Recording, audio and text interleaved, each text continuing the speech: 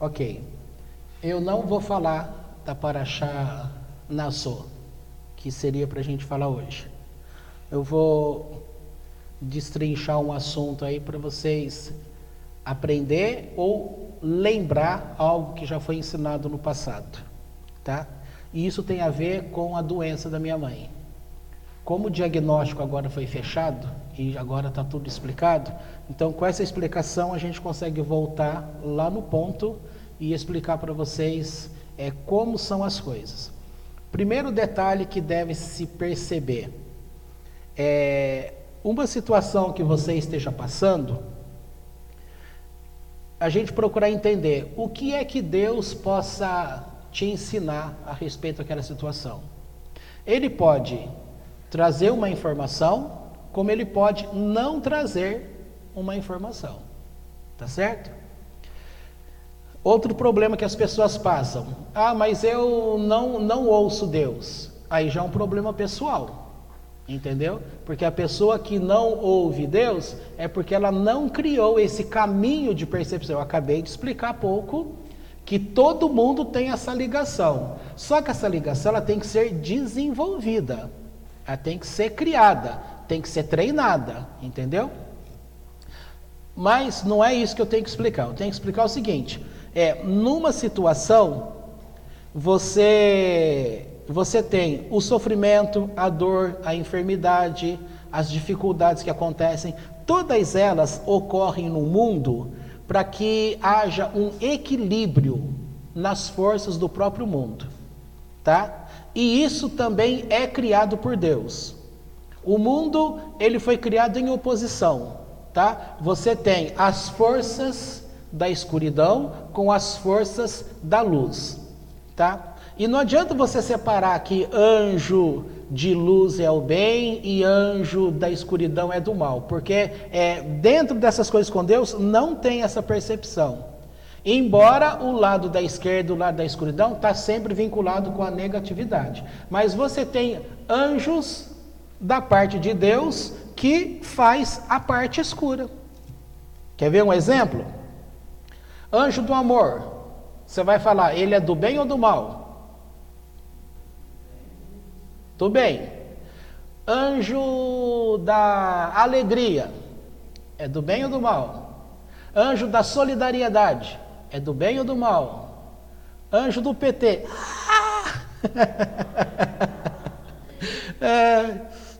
Anjo do PT é... Isso. Anjo do PT, que eu estou falando, não é o partido, não. PT que acabou com tudo. É do bem ou do mal? Ou seja, o anjo da esquerda. Tá? Da esquerda. Ok. Agora, anjo da tempestade.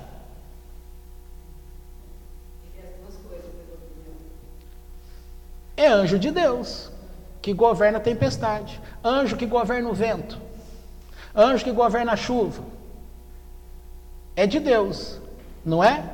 Mas quantas regiões do país é devastado pela chuva? Quanta região do país, quantas casas são destelhadas por causa da ventania? Quantas pessoas morreram por causa de uma tempestade forte? Então, esse anjo é do bem ou do mal? Ele é do bem, mas você olhando como resultado criado, você vai falar, ele é do mal. Então, tira da sua cabeça essa questão de ficar separando, isso aqui é do bem, isso aqui é do mal. Aquele famoso anjo da guarda, ele tanto no momento da tua vida, ele pode agir para um mal, quanto para um bem, entendeu? De acordo com o quê? Com aquilo que deve ser criado para você. Porque cada pessoa tem um plano, tem uma missão, e o mundo ele precisa estar em harmonia. Essa harmonia acaba sendo estimulada, esse equilíbrio, porque as forças, não é que as forças precisam ser igualadas, tá? Mas de uma forma para que se entenda, tem que ser igualado. Tem que ser compensado. Inclusive no próprio corpo da gente você tem a parte que um restringe o outro. Exemplo do teu físico. Se o teu coração está lá,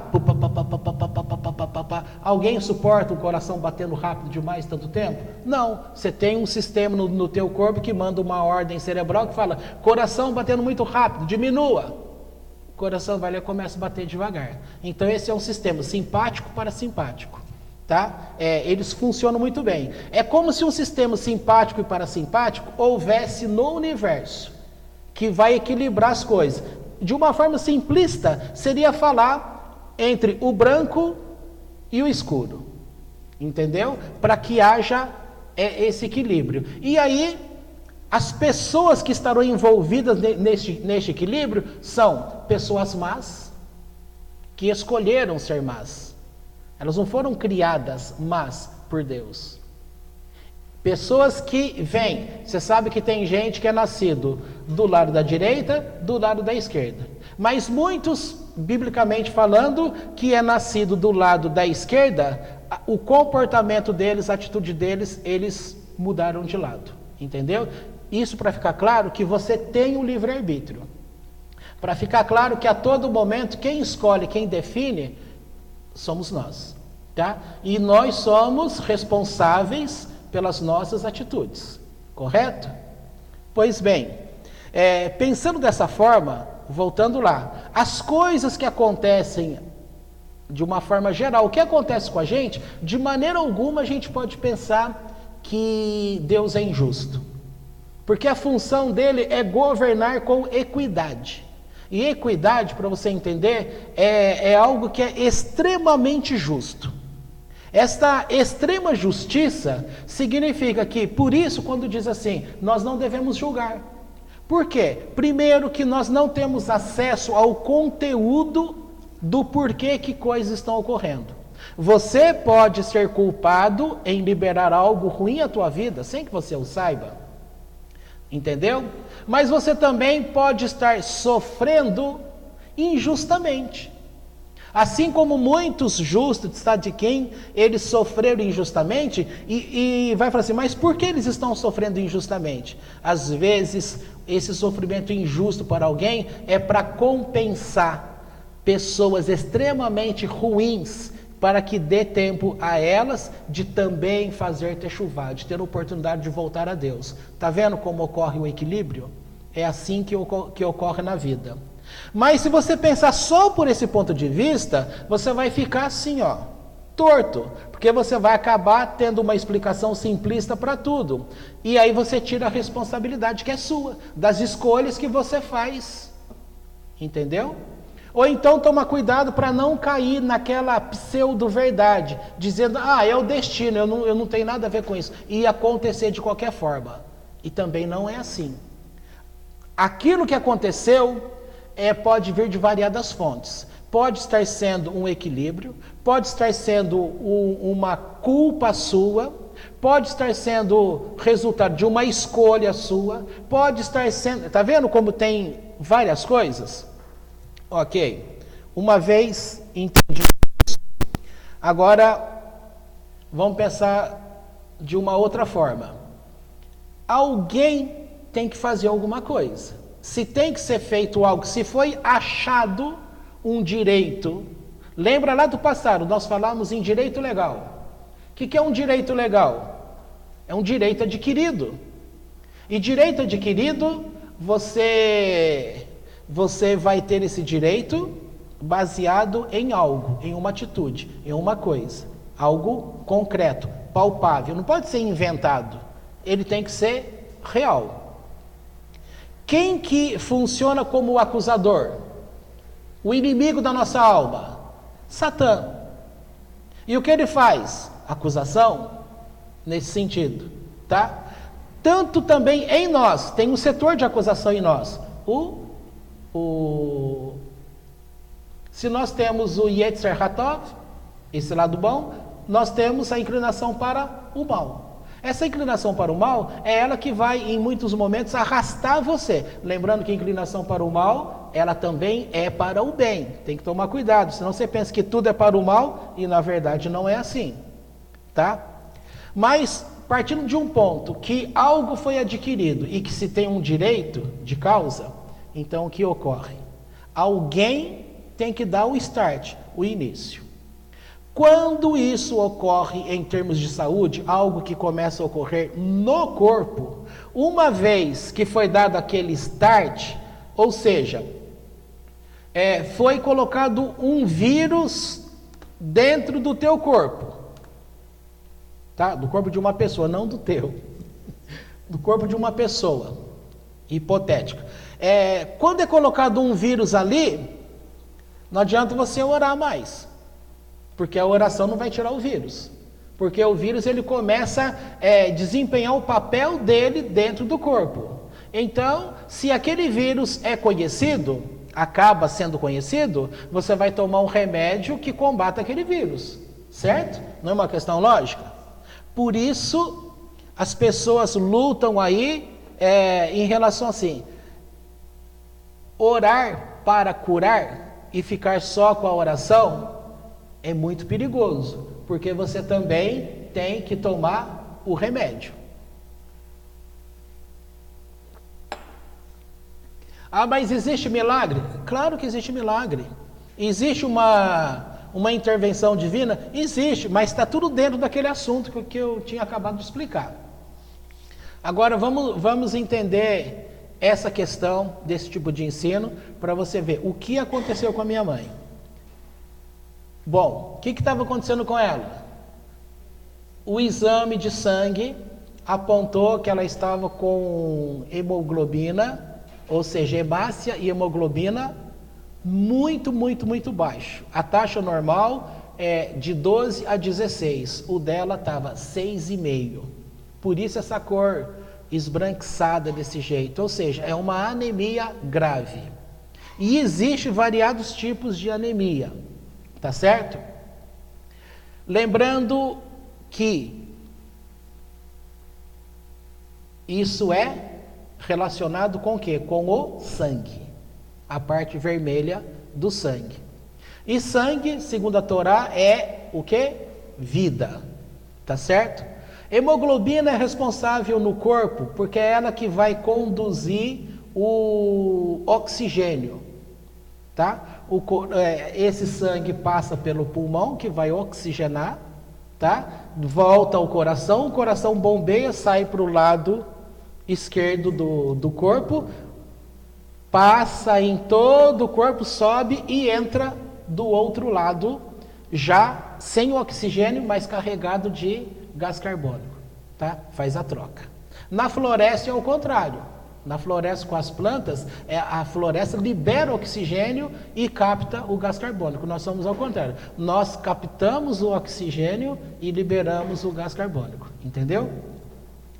Ok, então se o sangue funciona assim, olha quantos problemas pode acarretar sem oxigenação.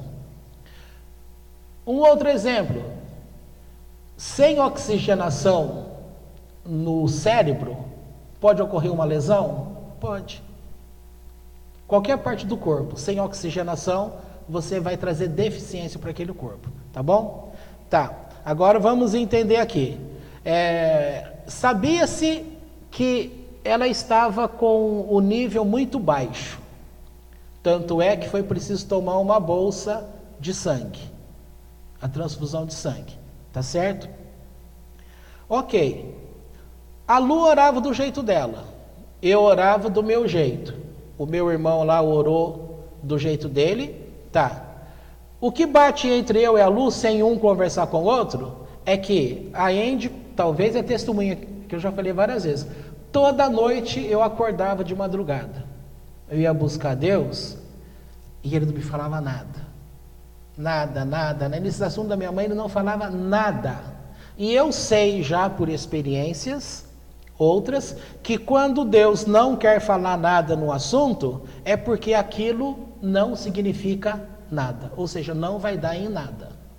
Tá? Mas uma coisa é você saber que não vai dar em nada, e outra coisa é você acompanhar o andamento da realidade, porque a realidade ela vai causar uma distorção dentro de você.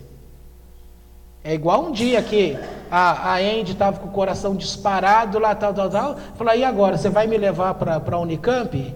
E aí eu fiquei lá, e agora, vamos orar. E aí o Eterno fala assim para a gente, ela não precisa de hospital. Só que ali, você lembra disso? O jeito que estava, aí eu preciso tomar uma decisão. Eu estou correndo o risco de, aí se não foi Deus que falou, aí ela morre. Está vendo como o negócio não é tão simplista? Essa questão da gente ficar se metendo na vida do outro, dizer, Deus me disse isso é uma confusão muito grande. Por isso que você tem que aprender a ter um relacionamento com Deus, para que você tenha realmente, mantendo a tua opinião e fé com Deus, naquilo que de fato você já está acostumado. Por isso as experiências, ele vai treinando a pessoa nesse tipo de experiência. Então, voltando lá, aquele dia eu não levei para o hospital. O Eterno falou, eu vou curar. E curou. Curou naquele dia, e depois ela só voltou a ter agora, 2 anos depois. E voltou a ficar ruim, só que novamente foi para ter uma cura definitiva. Tá? E aí ocorreu essa cura definitiva. Tá? Então, veja só, tudo tem uma causa e um efeito, ok? Bom, quando minha mãe ficou assim, é uma coisa ruim? Sim, é uma coisa ruim. Que poderia servir para o bem, é o que eu falava. Tem que começar a perceber isso, o que isso vai ser para o bem. Primeira coisa, qual é o grande medo que ela, vou usar o termo, tinha? Medo da morte. E essa doença, que tem que chamar de doença, não sabia o que era, ela estava afetando diretamente com o que dentro da cabeça da pessoa? A situação, eu posso morrer. A morte estava assim ali na frente. Se não fizesse nada, poderia morrer. Por quê? Por falta de sangue. Tá certo? Ora, então a pessoa tem que trabalhar o quê? O medo da morte, que está dentro de quem? Dela. Bom, primeiro teste que ela passou muito bem, é esse, né, Lu? Ela reagiu muito bem. Por quê? Você vai no médico, qual que é o primeiro medo que a pessoa tem? Que seja um câncer. E quando fala câncer, já é sinônimo de morte. A pessoa, mesmo que é um câncer curável, mas falou que a pessoa está com câncer, ela já coloca o sinal de alerta. Eu posso morrer. E a maioria morre mesmo, né? Tá. Então, esse primeiro combate, ela que é muito nervosa, ela ficou muito em paz, ela conseguiu me enganar. O nervosismo dela conseguiu driblar e sempre manter uma aparência de calma. Para trabalhar o quê? O medo da morte. Até que chegou um dia, ela falou para a Lu, não tenho mais medo da morte. Mudou algo, correto? Quando você não tem medo da morte mais, você começa a viver. O medo, ele sempre paralisa. Quando você tem medo de algo, aquilo está parado na tua vida. Você tem que resolver os medos para dar sequência. Mas vamos dando sequência aí. Então, quer dizer que o Eterno não dizia nada sobre esse assunto, mas sempre mantinha uma paz dentro do meu coração, muito em paz, sabendo isso não é nada. A mesma paz, a Lu também me disse que ela orava e ela também tinha o mesmo sentimento, totalmente em paz. Por outro lado, chega um momento que eu, como filho e como irmão, eu comecei a pensar numa outra coisa. Por que o ditado diz que uma mãe é para 1000 filhos e 1000 filhos não são para uma mãe? Tá? Aí eu estava questionando isso, dizendo, será que se fosse o meu filho com isso, a gente estaria lidando com tanta paciência? Será que se fosse a filha do meu irmão, ele estaria também com tanta paciência? Será que fosse os 2 filhos da Lu e mais os netos, estaria com tanta paciência? Será que se fosse a filha lá da Rose, ela também estaria com tanta paciência? Aí eu comecei a questionar esse negócio e começar a pensar assim, quem é a nossa mãe para nós? Então veja, um problema lida lá nela, mas também lida nos filhos, para alterar o meu relacionamento com ela. E veja, nós estamos falando de filhos que são ligados à mãe, que não são brigados com a mãe, que tem bom relacionamento. Mas mesmo bom relacionamento, a gente começa a questionar essa questão de que amor é esse? Tá? E aí, talvez eu não tenha conseguido me expressar direito, não sei como ficou na cabeça dos demais irmãos, que eu comentei isso com eles. E aí eu vi uma entrevista do Iriá, que visitou aqui o Brasil o mês passado, aliás, esse mês ainda.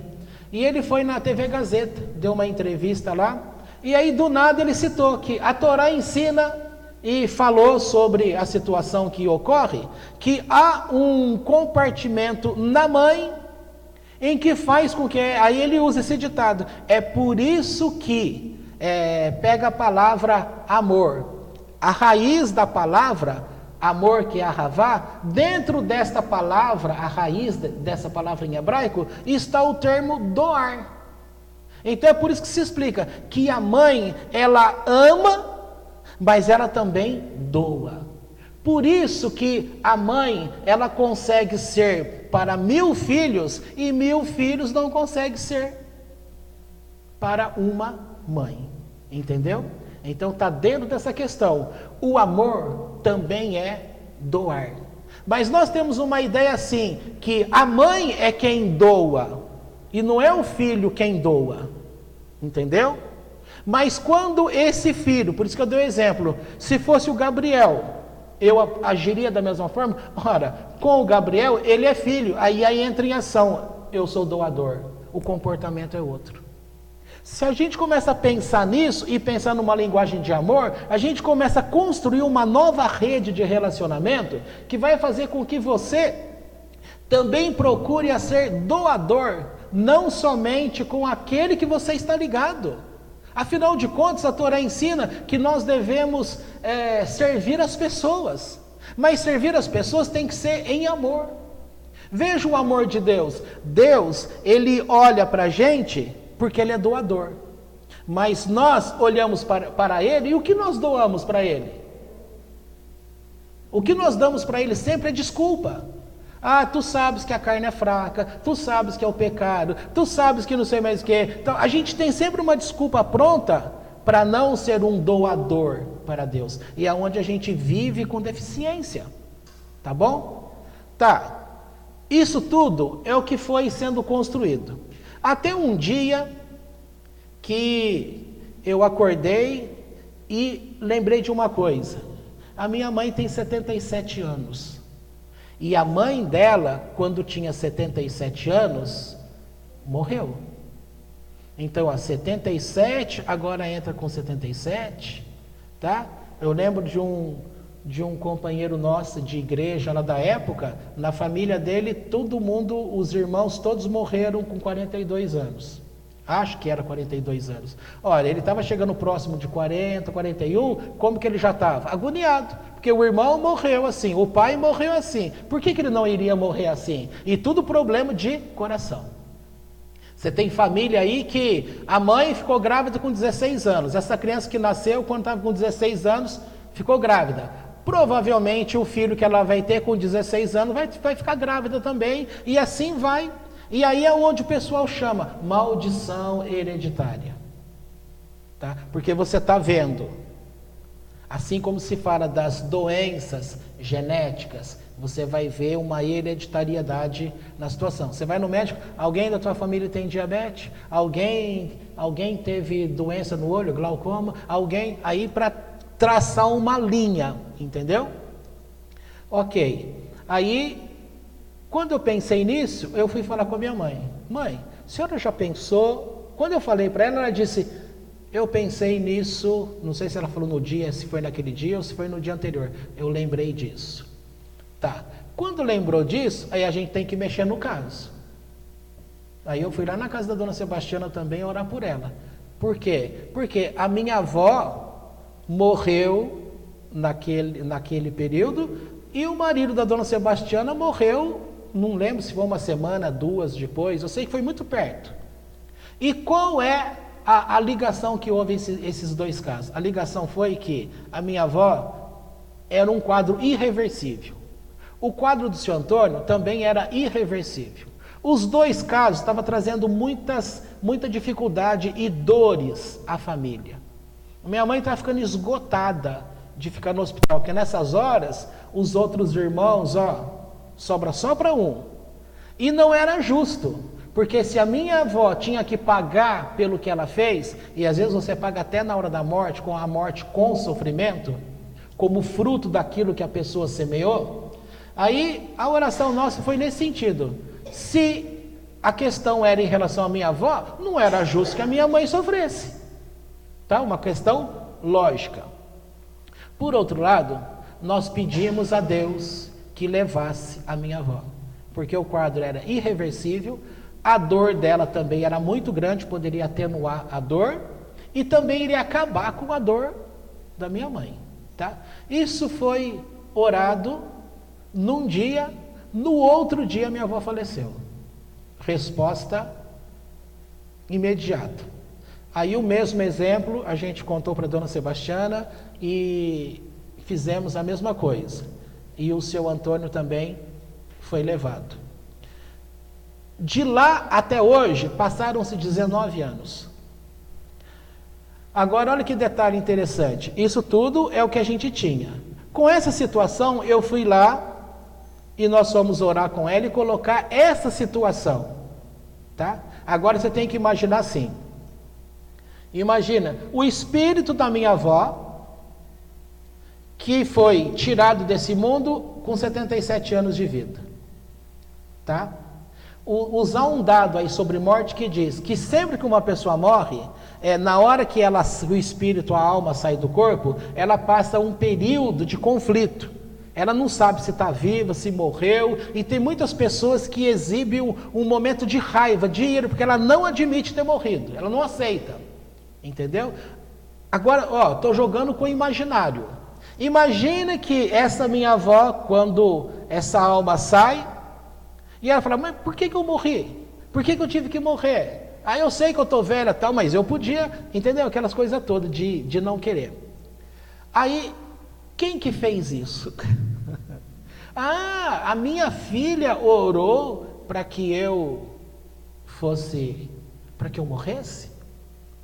Ah, então eu tenho 77 anos. Quando ela fizer 77 anos, eu também vou requerer a morte dela. Quantos anos manhinha tem? 77. É essa ligação, tá? E se houve essa ligação, eu lembrei da dona Sebastiana, não me custava nada, porque a dona Sebastiana vinha com um quadro de tosse, mas essa mulher não melhorava, vai no médico, é isso e aquilo, é sempre aquela tosse, mas o problema do seu Antônio tinha sido o quê? Pulmão. E aí a gente também tem que fazer esse desligamento, por isso que foi feito. Agora, a dona Sebastiana não vai ter mais tosse, vai acabar com tudo isso. O remédio vai fazer efeito, tá? Lembrando que alguma coisa que é ocasionada no corpo, o próprio corpo dá sequência. Aí você tem que combater com o remédio, tá? Esse ensino, ele já é antigo, e quem professou aí, falou esse ensino na época, lá no passado, foi a Rebecca Brown, num livro dela, num dos livros. Inclusive, acho que foi o primeiro livro dela.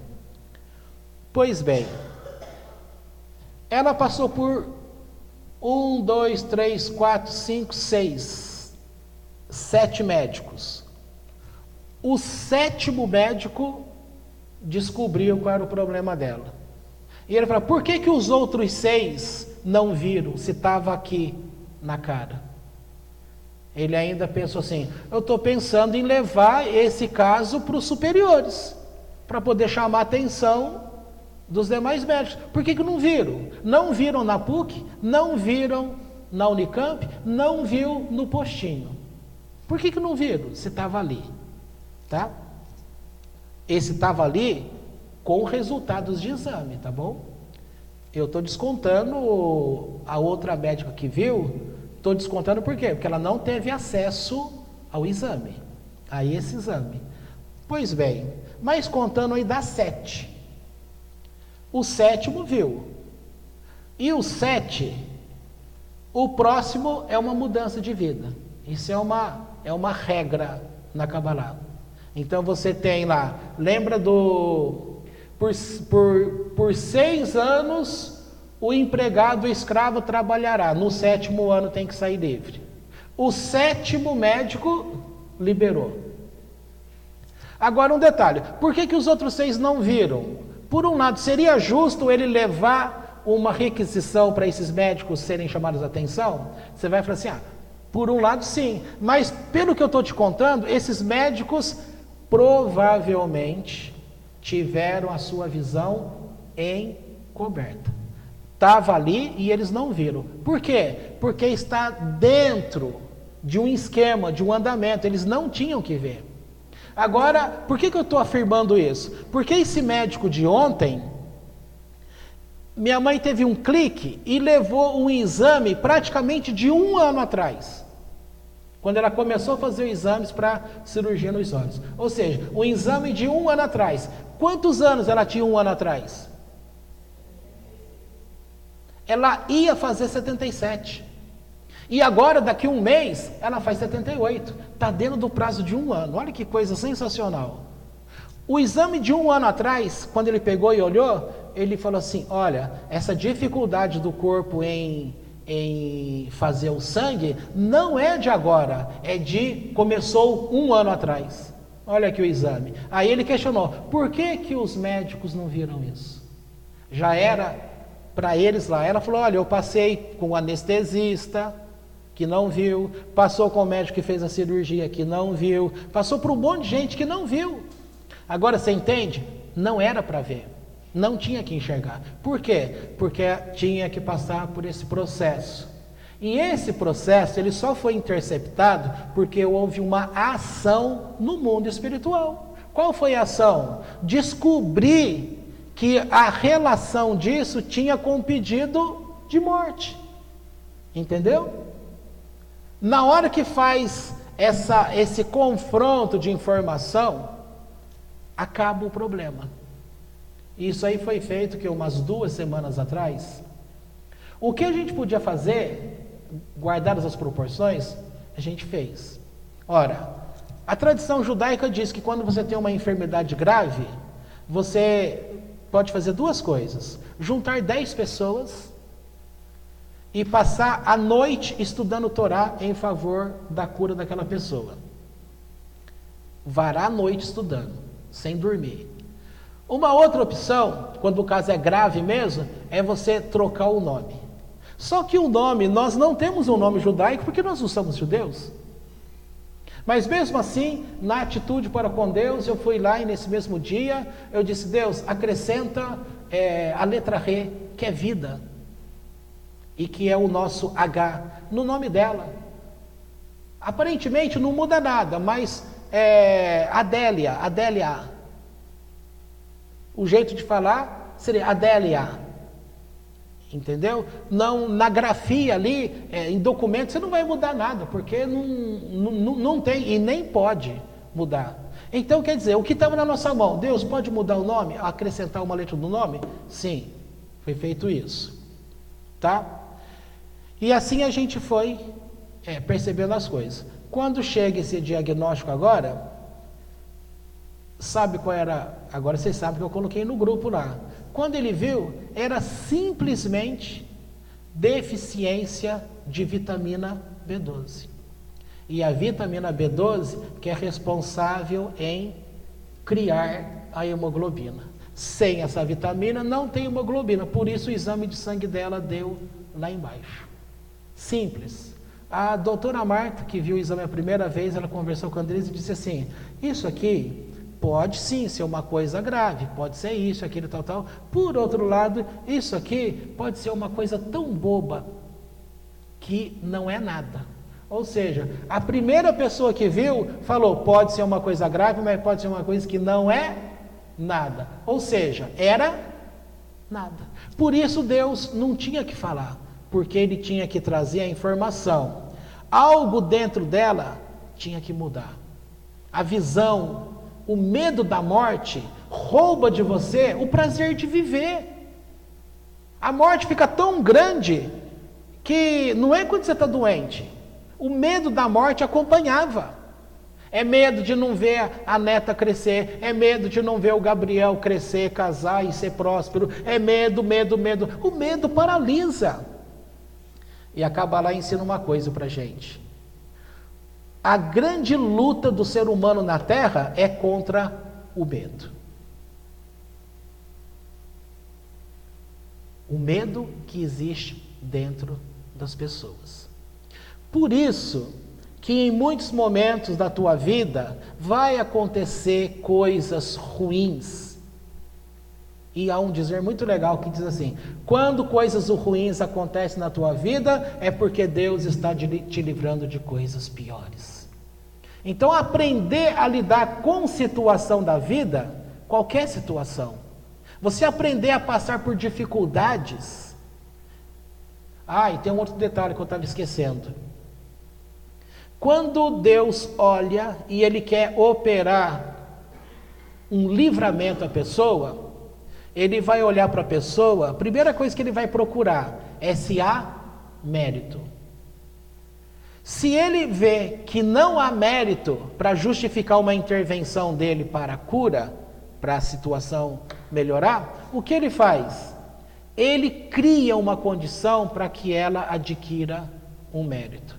O que aconteceu agora recentemente? Olha aí, está tudo pintado? Quem que pagou a lata de tinta e o pintor? Um dia ela tem um sonho em que ela pegava R$200 e tinha que dar para uma pessoa. E de fato ela tinha os R$200. E quando ela acordou, a primeira pessoa que ela viu, não foi eu, foi outra pessoa, e ela então, é aqui, ó, é para eu dar R$200, e deu R$200. Além disso, foi colocado no coração dela que uma das tintas ela tinha que ajudar a pagar. O fato de pintar esse lugar com doação, aprenda uma coisa: fazer tzedakah livra a pessoa da morte. Guarda isso. Aconteceu situação ruim na tua vida, aprenda a fazer tzedakah. Dê dinheiro para alguém. Aconteceu uma coisa boa na tua vida, faça tzedakah. Também semeie em dinheiro na vida de alguém. E outra, eu estou falando em dinheiro, mas há tzedakah que você faz de variadas formas que não envolva dinheiro. Tá? Mas o fato de você compartilhar em tzedakah, ele guarda a sua vida. Além disso, quando faz uma tzedakah assim, o que acontece? Deus atribui mérito à pessoa. Nessa explicação fica claro o seguinte: olhou-se para ela, não foi encontrado mérito. E aí Deus tem que vir e falar para ela: você tem que dar esse dinheiro para uma pessoa, para ajudar numa causa. Ela fez. O que é isso? Tzedakah. É encarado como mérito. Aí na hora que precisou, o que Deus pode fazer? Trazer a resposta do que tinha que ser feito e paralisar. Começou um mês antes dela completar os 77 e terminou um mês antes dela sair dos 77. Quando eu vi todo esse cenário, falei: fechou. Ficou o negócio certinho. Fechou o ciclo. Durou 1 ano. E dentro desse período de entrar no 77. Então, repetindo, quando ela foi para completar 77, entrou a ordem lá no sentido espiritual. Ela tem que morrer. Uma forma de morrer foi afetar o sangue. Se não fizesse nada, ela poderia morrer por falta de sangue. Mas isso que foi colocado era nada. Era simplesmente uma deficiência da vitamina. Que a caixinha custa R$13. Tá vendo? Aí, como que tem que ser feitas as coisas? Você, sendo direcionado por Deus, você tem que perceber: gente, eu sempre ensinei para vocês serem dirigidos pela paz interior, não por aquilo que a mente funciona. Isso aí eu ensino para vocês já há 20 anos. Se você não aprendeu isso até hoje, que culpa eu tenho? Se a gente está sempre trazendo exemplo, está sempre mostrando, está sempre criando situações e mostrando, entendeu? Por isso que eu quis trazer para você hoje, para você ficar atento, faça de tzedakah. Comece a observar os medos que você tem, porque a gente nem percebe. Quando você perceber que alguma coisa te trava, mude o teu relacionamento com pessoas. Não odeie, tenha a prática do perdão. Fique atento com essa regra que dentro da palavra amor em hebraico está a palavra doar. E o amor, ele é doação. Então nós somos muito papudo, todo mundo, o mundo inteiro. Nós falamos muito de amor, mas nós não praticamos o amor. Então esse tipo de exemplo é bom para ela, é bom para a família, é bom para os filhos, é bom para os amigos, mas tem que ser bom para nós aqui também para compreender. Uma situação ela vem à tona, é permitida para que todos ganhem, entendeu? Aprenderam? Agora, vai ter que tomar remédio? Claro, para repor. O problema foi mais sério? Não, Deus não permitiu que fosse mais sério. Houve interferência do Eterno? Houve. Baseado em quê? No mérito. Mas ela não tinha mérito, mas Deus forneceu o mérito.